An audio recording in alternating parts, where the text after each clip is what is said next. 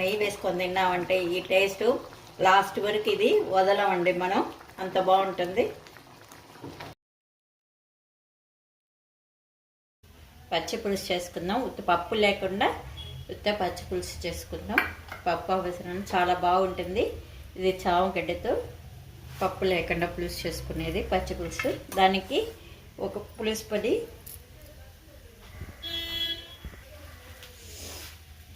పొడి తయారు చేసుకుంటామండి.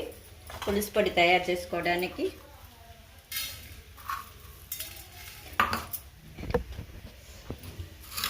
3 టేబుల్ స్పూన్లు ధనియాలు, 1 టేబుల్ స్పూన్ మెంతులు. పులుసు పొడికి మెంతులు కొంచెం ఎక్కువగానే ఉంటే బాగుంటుందండి. 1.5 టేబుల్ స్పూను శనగపప్పు, పచ్చిశనగపప్పు, 1 టేబుల్ స్పూను మినపప్పు. ఇవి మిరపకాయలు. దీనికి ఒక 5-6 మిరపకాయలండి వేసి మనం పులుసు పొడికి వేయించుకుంటాం. జీలకర్ర కావాల్సిన వాళ్ళు వేసుకోవచ్చు. కొంచెం ఒక 1/4 స్పూను, 4-5 మిరియాలు వేసుకోవచ్చు.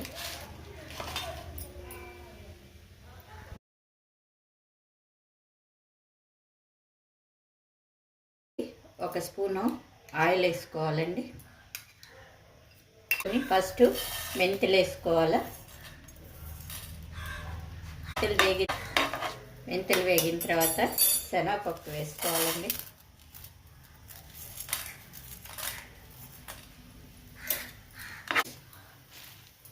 మినపప్పు వేసుకోవాలి. జీలకర్ర మిరియాలు మటుకు లాస్ట్లో వేసుకోవాలి. ధనియాలు, మిరియాలు, జీలకర్ర వేసేయాలండి.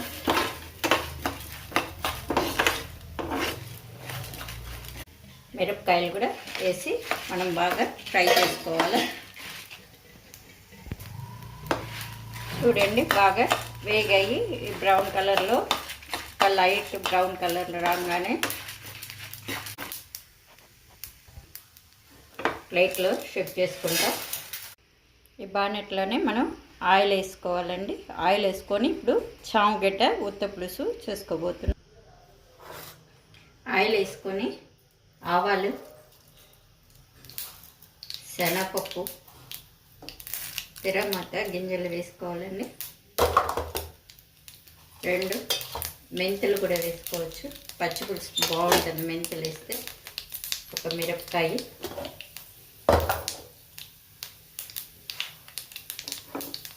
ఇంగువ. పచ్చి పులుసుకంతా ఇంగువ టేస్ట్ ఉంటుంది. మనం ఇంగువ వేసుకుంటేనే బాగా టేస్ట్గా ఉంటుందండి.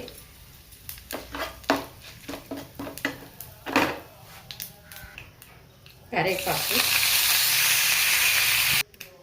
చిన్న నిమ్మకాయ అంతా చింతపండు మనం వాటర్లో నానబెట్టుకొని అవి ఫిల్టర్ చేసుకొని, ఇదండి నేను వాటర్ తీసి పెట్టుకున్నాను. చింతపండు నీళ్ళండి. ఇది దీంట్లో పోసేయాల. మనం పులుసు పొడి మిక్సీలో వేసుకుందాం. ఇదండి పులుసు పొడి మనం మిక్సీ జార్లో వేసుకొని,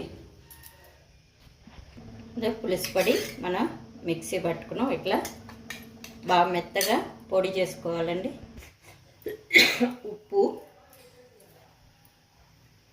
దీనికి సరిపడా ఉప్పు వేసుకోవాలి. పసుపు కొంచెం, ఒక 1/2 స్పూన్, చిన్న స్పూన్తో 1/2 స్పూన్ పసుపు,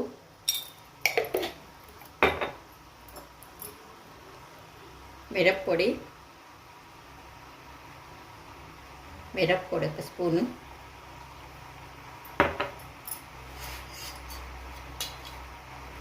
పులుసు పొడి ఒక 2 స్పూన్లు,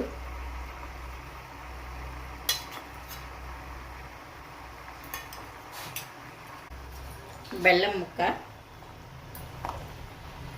పచ్చి పులుసుకి బెల్లమే బాగుంటుందండి. బెల్లం ముక్క వేయాల. ఇదండి చామగడ్డలు మనం వాష్ చేసి ఉడికించుకొని 2-3 విజిల్ పెట్టి కుక్కర్లో ఉడికించుకొని ఇలా పైన తొక్కు తీసేసి పెట్టుకోవాలండి.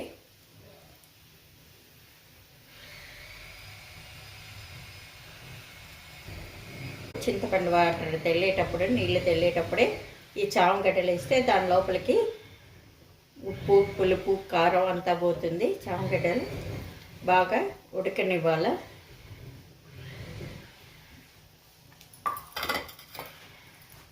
బాగా ఉడికిన తర్వాత మనం ఒక స్పూను శనగపిండి అండి కలిపి పోసుకోవచ్చు. పచ్చి పులుసుకంతా ఎంత బాగా చింతపండు ఉడుకుతుందో అంత టేస్ట్గా ఉంటుంది. బాగా ఉడకాలండి. ఇది కొంచెం ఆయిల్ బాగా చామగడ్డ పచ్చి పులుసు ఈ చలికాలం ఇట్లాంటి పచ్చి పులుసులు చేసుకుంటే బాగుంటుందండి. చాలా బాగుంటాయి. ఈ చలికాలానికి వేడివేడి అన్నంలో ఇలాంటి పచ్చి పులుసులు వేసుకొని మనం చామగడ్డ, బెండకాయ, మునక్కాయ ఇట్లాంటివి చాలా చేసుకోవచ్చండి. పచ్చి పులుసులు రోజు పప్పు వేసి సాంబార్ చేసుకోవాలనే లేదు. చలికాలం అంతా ఇట్లాంటివే చేసుకోవాలి. పులుసు పొడి చేసేటప్పుడు 2 మిరియాలు వేయండి, చాలా బాగుంటుంది. ఇదండి బాగా ఉడికింది. ఉడికినప్పుడు ఈ శనగపిండి కొంచెం వాటర్లో కలుపుకొని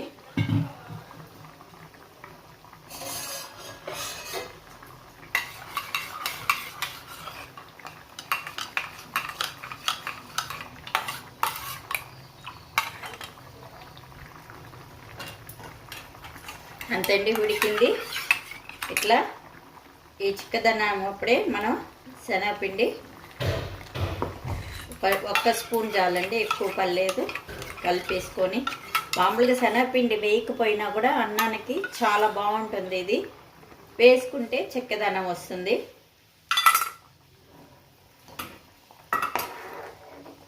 అండి వేయంగానే 1 స్పూన్ వేయంగానే చిక్కగా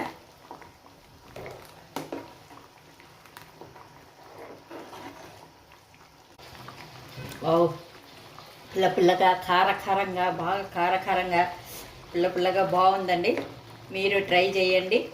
ట్రై చేసి చూడండి ఎంత బాగుంటుందో. ఈ చల్లకాలం ఇలాంటి పులుసులు చేసుకొని మనం వేడి అన్నం వేసుకొని నెయ్యి వేసుకొని తిన్నామంటే ఈ టేస్ట్ లాస్ట్ వరకు ఇది వదలమండి మనం, అంత బాగుంటుంది. ఓకే, ఇప్పుడు పాత్రలోకి షిఫ్ట్ చేసేసుకున్నాం. ఇది చామగడ్డ పచ్చి పులుసు రెడీ అయిపోయిందండి. మీరు ట్రై చేయండి.